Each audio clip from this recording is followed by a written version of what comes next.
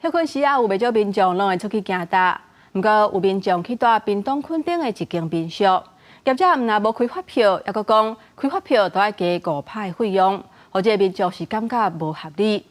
消保局提醒，若是达到营业税爱扣税标准的业者，拢爱主动开发票，而且介绍嘛要写好清楚，敢是已经有包括5%的营业税，避免有逃走税的嫌疑。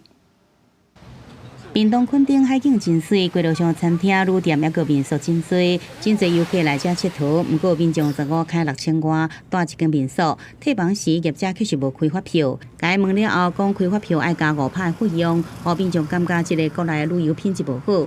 官网订的，所以那个价格比较高。之后还要做的话，直接私讯他们官方来的话，可以有比较低的价格。我们问他说有没有开发票，他说有，我就跟他要嘛。他说我们一开始没有说，所以现在要再加5%才会发票。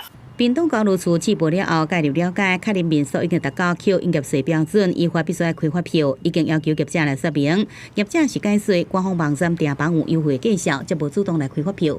有做优惠的折扣，我们客人没有提起的话，我们就没有开立发票。我们会重新检讨，把官网那边的价格全部都调回来。